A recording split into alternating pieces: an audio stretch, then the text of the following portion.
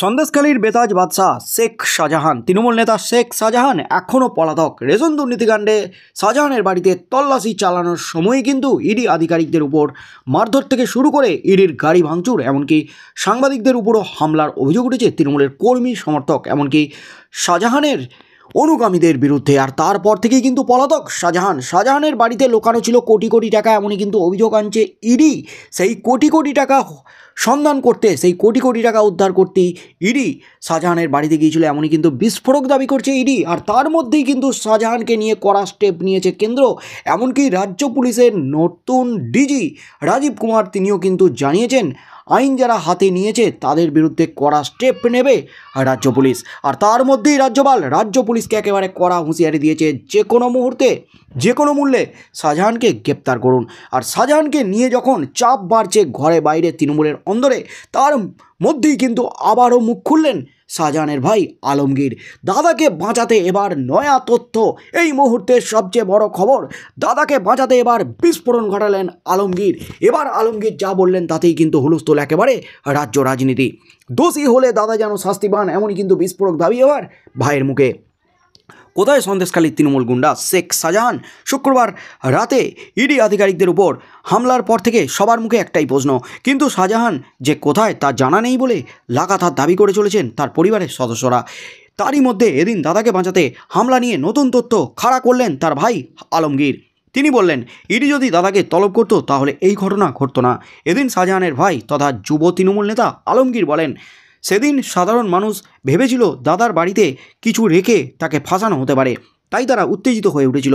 ED যদি দাদাকে তলব করতো, তারপর দাদা না গেলে তল্লাশি চালাতে আসতো, তাহলে এত ঝামেলা হতো না।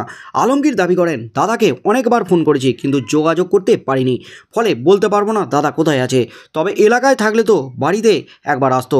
শাহজাহানের বাংলাদেশে পালানোর আশঙ্কা উড়িয়ে দিয়ে তিনি বলেন, দাদা একজন জনপ্রতিনিধি, তিনি এভাবে গায়েব হয়ে যেতে পারেন না। তিনি কি পারেন এভাবে গায়েব হয়ে যেতে? দাদা বাংলাদেশে যাবে কি করে? বর্ডার তো পাহারা দেয় বিএসএফ, গিয়ে থাকলে তাদের সাহায্যেই গেছে। আক্ষেপ করে তৃণমূলের এই যুবনেতা বলেন, আমাদের 4 ভাইয়ের পাশাপাশি বাস, দাদার পরিবার ছাড়াও আমাদের 3টে ভাইয়ের পরিবার রয়েছে, সব পরিবারে 2টো করে শিশু রয়েছে। ঘটনার পর পুলিশের উৎপাতে এক ভাই শ্বশুরবাড়ি চলে গেছে। আমিও আমার আরেক ভাইয়ের ছেলেমেয়েরা ভয়ে ঘর থেকে বেরোতে চাইছি না, স্কুলে যেতে চাইছে না ছেলেরা, বাড়ির সামনে পুলিশ পিকেট বসেছে, তাই গৃহ শিক্ষকরাও ওদের পড়াতে আসছেন না, ওদের পড়াশোনার ক্ষতি হয়ে যাচ্ছে। আলমগীর বলেন, আমাদের একটাই দাবি, নিরপেক্ষ তদন্ত হোক, তাতে যদি আমার দাদা দোষী সাব্যস্ত হয় তাহলে তাকে যেন শাস্তি দেওয়া হয়। এই মুহূর্তের সবচেয়ে বড় খবর, এবার দাদার শাস্তির দাবি করলেন ভাই আলমগীর এবার যা বললেন তাতেই কিন্তু হুলস্থুল। ইডি আগে তলব করতে পারত শেখ শাহজাহানকে, তখন দাদা যদি না যেত তাহলে বাড়িতে তল্লাশি চালাতে পারত ইডি। কিন্তু ইডি যেটা দাবি করছে, যদি শাহজাহানকে তলব করা হতো, যদি শাহজাহানকে জানিয়ে তার বাড়িতে যাওয়া হতো, তাহলে তার বাড়িতে যা ছিল লোকানো সেগুলো উদ্ধার করতে পারতো না।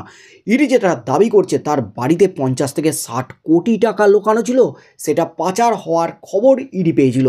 সেই টাকা পাচারের আগেই ইডি তার বাড়িতে হাজির হয়, আর সেই টাকা বাঁচানোর জন্য, সেই টাকা লুকানোর জন্য ইডির উপর হামলা করা হয়েছে, এমনই কিন্তু বলতে চাইছে ইডি আধিকারিকরা, এমনই বিবৃতি জারি করছে ইডি। তার মধ্যেই শাহজাহানের ভাই আবারও মুখ খুলে বিস্ফোরণ ঘটালেন। তিনি কিন্তু এবার দাদার শাস্তির দাবি করলেন। শেষ পর্যন্ত শাহজাহান ধরা পড়ে কিনা সেদিকেই চোখ থাকবে গোটা রাজ্যের।